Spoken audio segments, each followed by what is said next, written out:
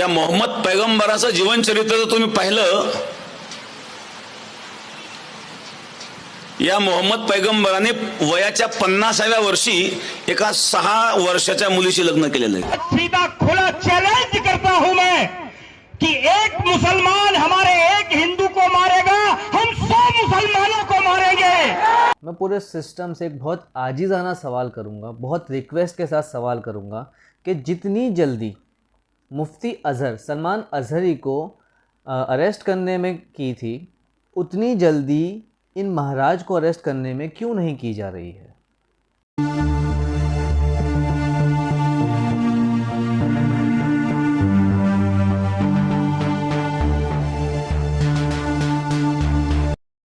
स्वागत है आपका मेरे चैनल रिवॉल्यूशन मैसेज पर। मैं हूं कामरान रिजवी।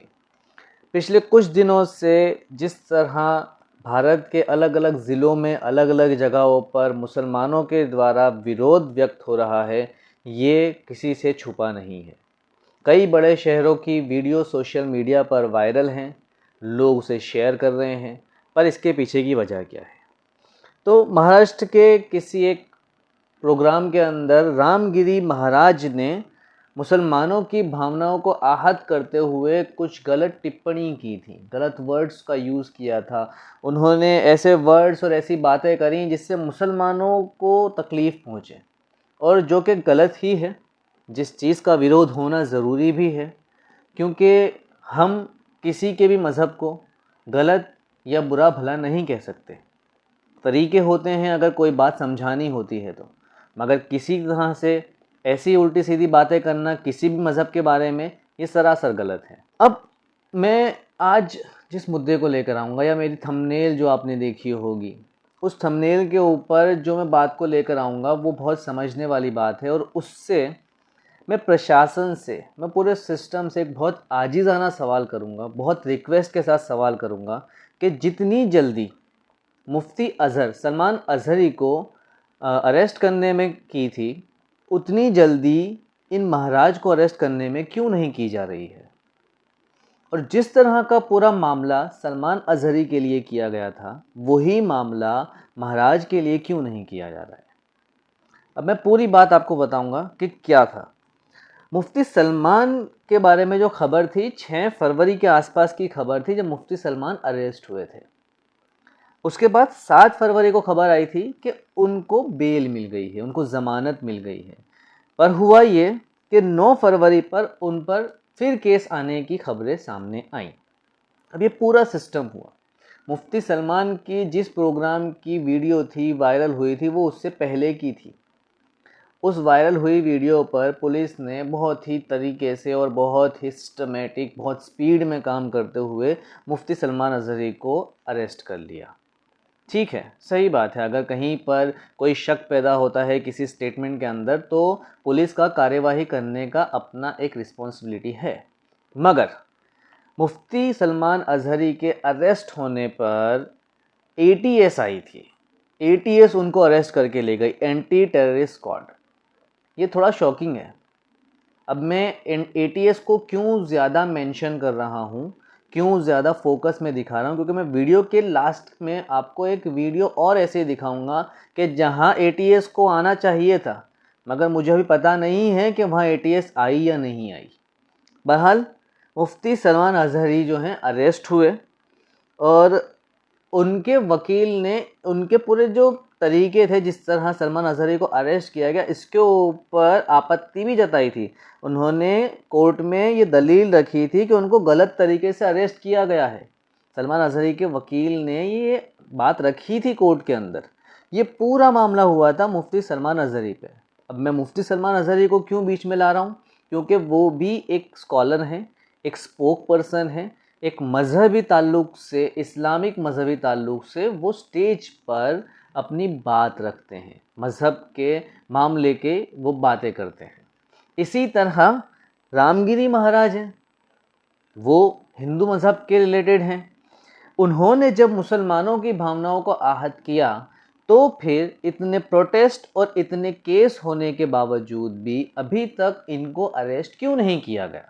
सबसे पहला सवाल जो सोशल मीडिया पर पब्लिक सबसे ज़्यादा पूछ रही है कि क्यों इतने प्रोटेस्ट और इतने केस होने के बाद, क्यों इतने प्रोटेस्ट के बावजूद इतने केस, महाराष्ट्र के ही अलग अलग 7 जगहों से केस दर्ज होने की, एफआईआर दर्ज होने की खबरें तो आ ही रही हैं। उसके अलावा और ज़िलों में भी प्रोटेस्ट हुए हैं, जैसे कि अहमदाबाद की वीडियो आज आई है, उसके अलावा कोल्हापुर की वीडियो चल रही है और कई अलग अलग जगहों की वीडियो चल रही है जहाँ पर प्रोटेस्ट हो रहा है, जहाँ पर विरोध व्यक्त हो रहा है, जहाँ पर मुसलमान ये रिक्वेस्ट कर रहे हैं अपने प्रोटेस्ट से कि इनको अरेस्ट किया जाए, इन पे कार्यवाही की जाए, मगर अभी तक कोई कार्यवाही होने की खबर नहीं है।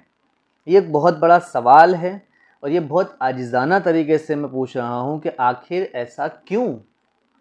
सलमान अज़हरी के टाइम पर बहुत फास्ट सर्विस थी, वही सर्विस अचानक से स्लो क्यों हो जाती है। अब आती है बात कि मैं सलमान अज़हरी साहब का नाम ले रहा हूँ, तो सलमान अज़हरी के मामले पर अक्सर ये बात रखी जाती है कि सलमान अज़हरी जो थे उन्होंने भड़काऊ भाषण दिए थे। तो मैं महाराज के जो कहे वर्ड्स हैं उसके ऊपर भी मैं ये बात कह सकता हूँ कि वो भी तो भड़काने वाली बात है।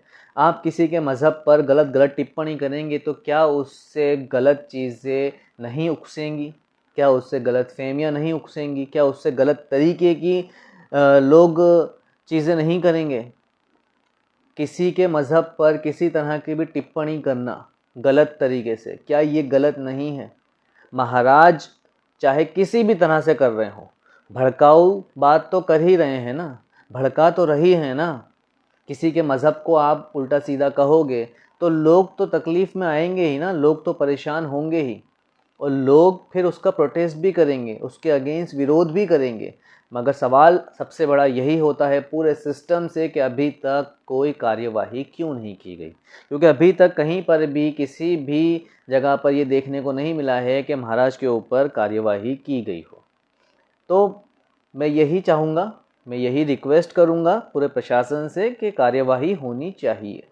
अच्छा, भड़काऊ भाषण के ऊपर जिस तरह सलमान अज़हरी के ऊपर केस हुआ था, जिस तरह सलमान अज़हरी के साथ पूरा मामला हुआ था, तो ऐसा ही एक भड़काऊ भाषण जिसके अंदर खुलेआम भड़काया जा रहा है, खुलेआम उल्टा सीधा कहा जा रहा है, खुलेआम मारने धरने की बातें की जा रही हैं और इस तरह भड़काया जा रहा है कि एक धर्म विशेष को दूसरे धर्म विशेष के लिए नफ़रत पैदा हो जाए। तो ऐसे वीडियो जब वायरल होते हैं तो ये तो पुलिस की खुद की जिम्मेदारी है कि ऐसे शख्स को तो जेल में बंद कर देना चाहिए कि वो अपनी शांति को भंग कर रहा है देश की।